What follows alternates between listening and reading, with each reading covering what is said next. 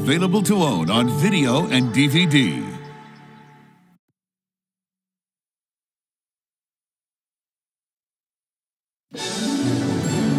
You're invited to a place where imagination roams free.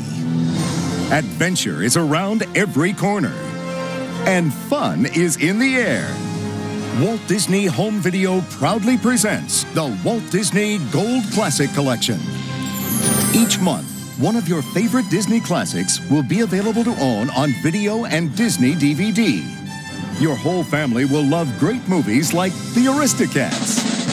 Groovy, Mama! They're the wildest cats in town. Everybody wants to be a cat. Yeah! The Fox and the Hound. I'm a fox. I'm a hound dog. Join two unlikely friends as they share the greatest adventure of all. Hunter, run! And celebrate the majesty of Pocahontas. Paint with all the colors of the wind. You can own a different Disney classic on video and Disney DVD every month. All part of the Walt Disney Gold Classic Collection. Imagination for a lifetime.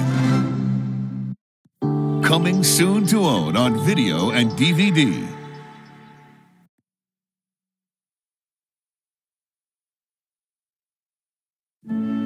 "10 years ago, a mermaid dreamed of life on the land. I've never seen a human this close before. Now her daughter dreams of the sea. You know what? Sometimes I even pretend I have fins. The Little Mermaid 2, Return to the Sea. Get ready for a story unlike any other. This is the only way. Melody can't know about merpeople or Atlantica. It's an adventure you'll never forget. What's happening? Melody! Walt Disney Pictures proudly presents an all-new, full-length animated feature. I know this necklace means something. If no one's gonna tell me, I'm gonna find out for myself. The Little Mermaid 2, Return to the Sea. Premiering only on video and Disney DVD. I'm too old for this.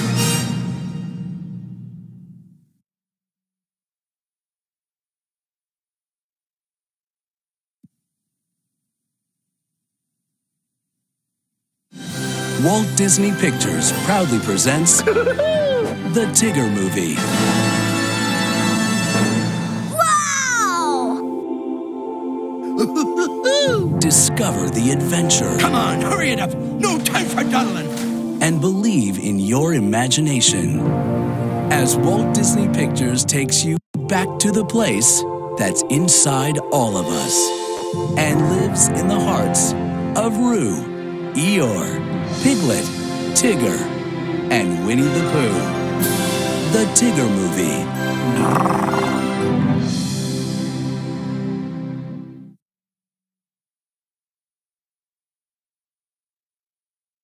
Coming to video. Woody was kidnapped. What are we gonna do, Buzz? Use your head. But I don't want to use my head. Hold on. The toys are back in town.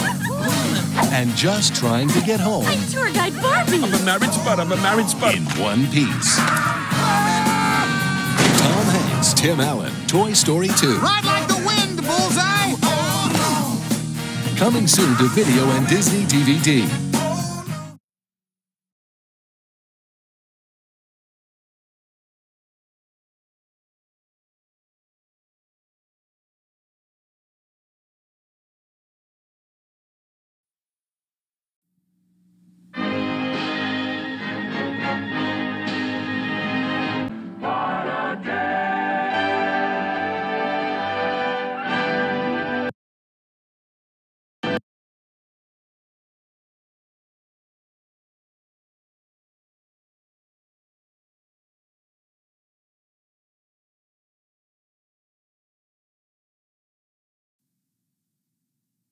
Oh, no.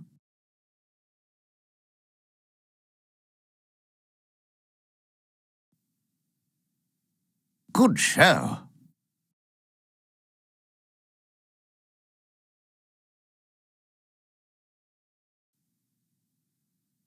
That's not it.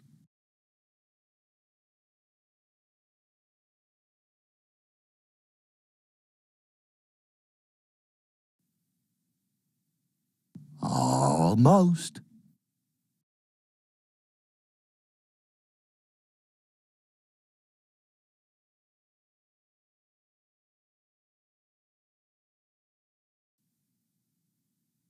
You did it!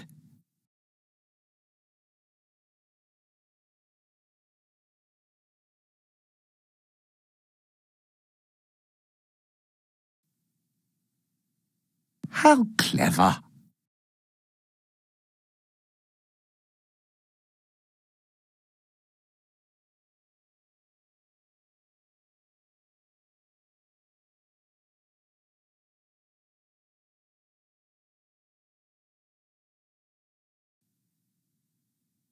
Jolly good.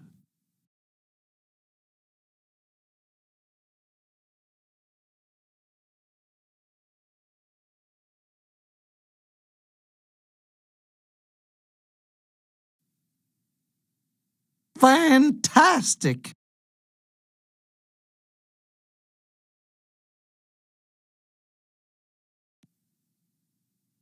Good show.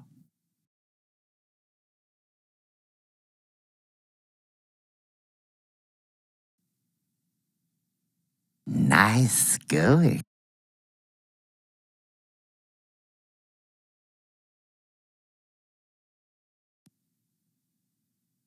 Way to go!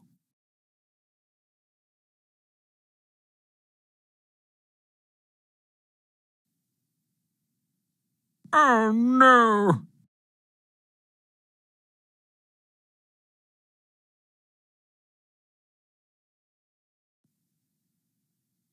How clever!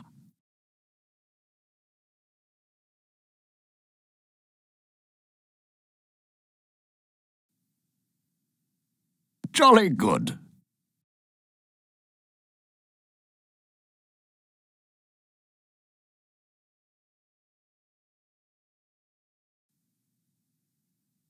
That's not it.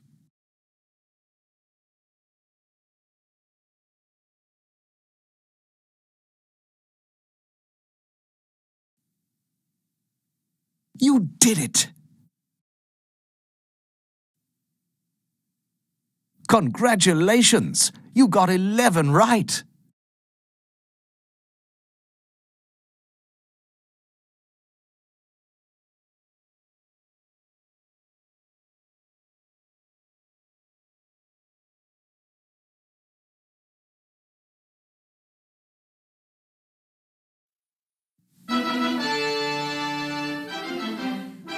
Robin Hood. There are many legends about the outlaw Robin Hood, who robbed from the rich to feed the poor. But this is the real story of what happened in Sherwood Forest. One day, Robin Hood and Little John were walking through the forest. Robin and Little John saw the king's golden carriage passing through the clearing. I thought King Richard was away, Little John said. That impostor is his brother, Prince John, Robin Hood sneered. Wicked Prince John and his aide, Sir Hiss, cackled over the gold they were stealing from all the townspeople. But Prince John didn't call it stealing. Taxes! He chuckled. Beautiful, lovely taxes! There, on the road ahead of them, Prince John saw two gypsy fortune-tellers. He did not know that the two gypsies were really Robin Hood and Little John in disguise. Prince John stopped the coach and invited the gypsy women inside the carriage to tell his fortune. As Robin Hood told Prince John's fortune inside the royal coach, Little John quickly began taking back as much of the prince's ill-gotten fortune as he could. When Robin and Little John had taken all the gold they could carry, they ran off into the forest, leaving the bewildered prince behind. Prince John's taxes were so high that practically everyone in the town of Nottingham was left in a state of poverty. The sheriff of Nottingham was mean. He was in charge of collecting the taxes, and those who couldn't pay were locked up. "Well, looky there," the sheriff said. "It's that old do-gooder Friar Tuck, probably out doing good again. I better see what he's up to." Friar Tuck headed for the poor blacksmith and gave him a bag of coins. "For you, Otto, from Robin Hood," the friar whispered. Neither of them knew that the sheriff was listening at the door. The sheriff heard coins jingling inside the cask where Otto had hidden the money. "Let me give you a hand. Upsy-daisy," the sheriff chuckled as he spilled the coins out of the cask and into his hand. The sheriff interrupted Skippy Bunny's birthday party, too. He snatched away Skippy's only birthday present, a small, shiny gold coin, leaving Skippy with only the empty box. As the sheriff left, a blind beggar man came in. The sheriff even stole the single penny that was in the beggar's tin cup. "Did I hear that today is someone's birthday?" the beggar asked. Suddenly, the beggar removed his disguise. "Gee whiz!" Skippy shouted. "It's Robin Hood!" Robin Hood gave Skippy a bow and arrow and a hat. Now Skippy looked just like Robin Hood. Skippy was showing off his birthday presents from Robin Hood. His arrow sailed over the castle wall and into the garden beyond. Skippy carefully sneaked into the garden, where he met Maid Marian and her lady-in-waiting, Lady Cluck. Maid Marian was very kind and invited all the children in. "Mommy said you and Robin Hood are sweethearts," Baby Bunny said. "That was a long time ago," Maid Marian sighed. "But he did carve our initials on this tree." Skippy's visit awakened Marian's memories of Robin Hood. "Oh, Clucky, what if he's forgotten all about me?" Maid Marian need not have worried. Deep in Sherwood Forest, Robin was lazily daydreaming of his lady love. Friar Tuck came along and told Robin and Little John that Prince John was holding an archery tournament the very next day. "Maid Marian is going to give a kiss to the winner," the friar said. "A kiss to the winner?" Robin smiled. "Come on, Johnny. What are we waiting for?" The next morning, fanfares trumpeted and drums rolled, signaling the beginning of the Tournament of the Golden Arrow. Everyone watched excitedly as the majestic procession marched to the castle. Prince John knew that Robin Hood couldn't resist showing off his skill with a bow and arrow. "My trap is set," the prince cackled. "Robin Hood will come to the tournament." "How will I know him?" Maid Marian asked Lady Cluck. Little did she know that Robin Hood and Little John in disguise were watching her. "Oh, don't worry, my dear," Lady Cluck said. "He'll let you know who he is." "I am Sir Reginald, Duke of Chutney," Little John said with a flourish and a bow as he approached Prince John's royal box.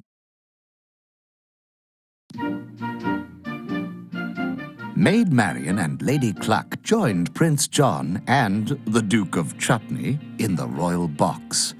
Robin Hood, disguised as a skinny-legged stork, joined the procession of archers who were competing for the day's prize. As he passed Maid Marian, Robin Hood gave her a flower and let her know who he was, just as Lady Cluck had predicted.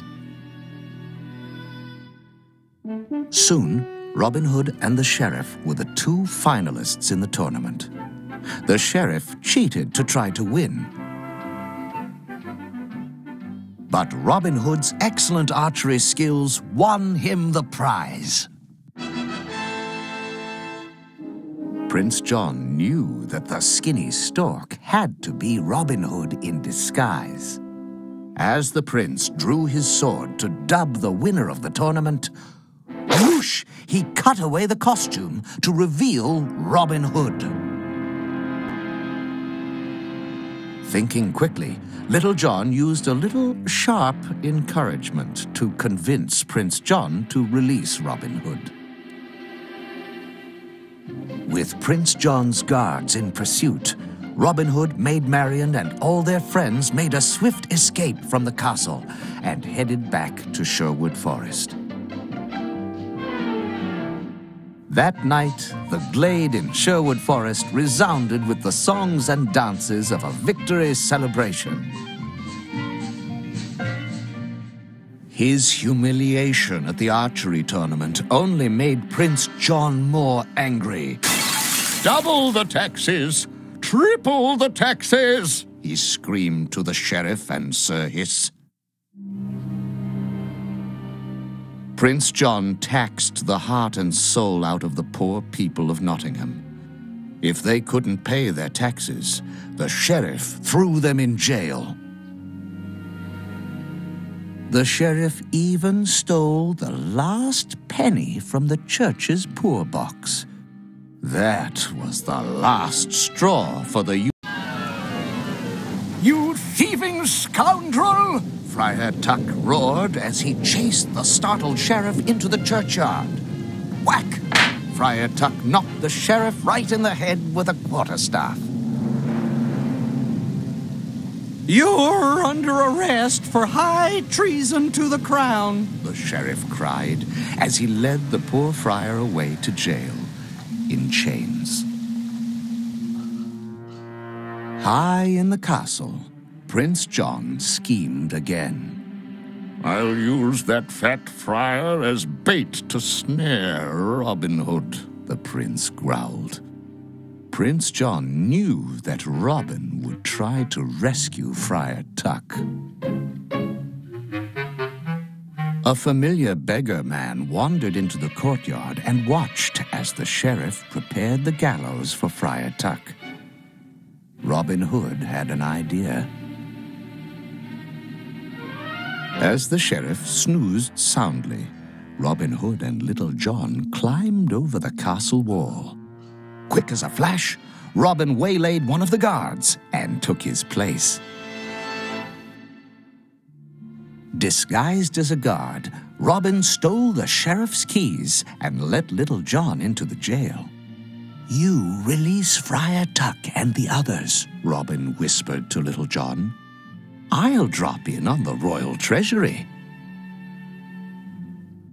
Little John happily went to work, unlocking the chains and shackles of all the imprisoned townsfolk and preparing them for the big jailbreak. Meanwhile, Robin Hood made his way to the tower bedroom where greedy Prince John lay sleeping, surrounded by bags and bags of his ill-gotten tax money.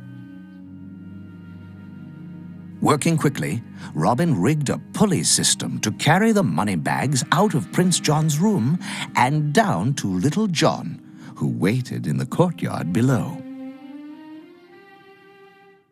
Friar Tuck and the other prisoners scurried out of the jail with as much of the tax money as they could carry.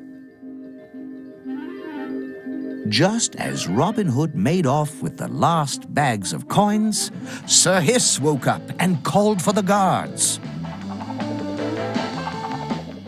With the castle guards shooting their arrows from below, Robin Hood made a daring leap from the tower, and the hapless Prince John was pulled along with him.